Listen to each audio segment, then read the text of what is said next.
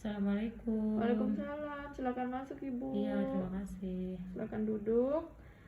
Saya akan menutup sampiran untuk menjaga privasi Ibu ya. Perkenalkan Ibu, saya Bidan Aprilia yang bertugas pada hari ini. Dengan Ibu siapa? Ibu Heni. Ibu Eni, apakah ada yang bisa saya bantu? Saya ingin menggunakan KB implan, Bu. Ya. Baik, Ibu ingin menggunakan KB implan. Sebelumnya sudah dirundingkan dengan suami? Sudah. Sudah. Di sini saya akan menjelaskan KB implan itu apa ya Bu ya, sebelum Ibu melakukan pemasangan.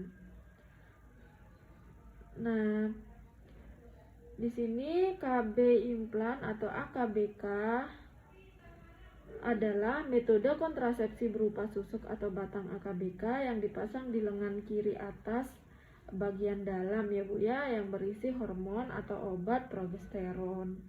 Nah, cara kerja AKBK atau implan ini, cara kerjanya adalah mengentalkan lendir mulut rahim sehingga menurunkan kemampuan penetrasi sperma. Setelah itu menghambat transportasi gamet atau gamet oleh tuba. Setelah itu ada menjadikan selaput lendir rahim tipis dan atrofi ya Bu ya.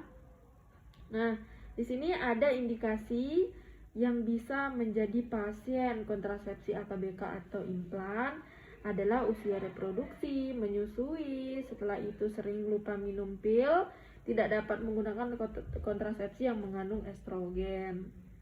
Baik, indikasi yang bisa menjadi efektor kontrasepsi AKBK ini sudah saya jelaskan tadi, ada usia, setelah itu ibu menyusui, sering lupa minum pil, dan tidak dapat menggunakan kontrasepsi yang mengandung estrogen.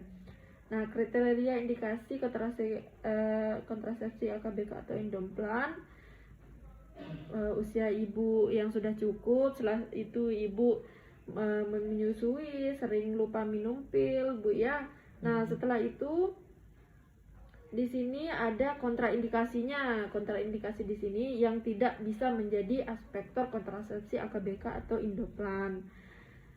Di sini kontraindikasinya ada hamil atau dicurigai hamil, perdarahan pervaginam yang belum diketahui penyebabnya, DM, jantung koroner dan komplikasinya, dan menderita kanker payudara atau riwayat kanker yang lainnya ya. Setelah itu apa sih keuntungan kontrasepsi AKBK? Keuntungannya di sini ada efektivitas tinggi, berjangka panjang, tidak mengandung estrogen, tidak mengganggu produksi ASI, dan menurunkan kejadian anemia.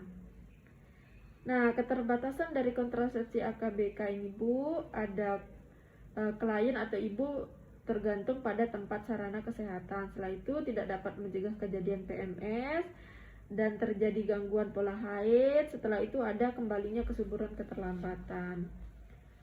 Nah, adapun efektivitas KB AKBK atau implan ini efektivitas sangat tinggi dengan angka kegagalan 0,3 kehamilan per 100 perempuan atau per tahun Bu ya. Nah, setelah itu adapun efek samping di sini Bu. Efek samping yang kontrasepsi AKBK ini ada terjadi gangguan pola menstruasi, terjadinya perubahan berat badan, terjadinya perubahan libido, dan timbulnya jerawat pada bagian wajah ibu.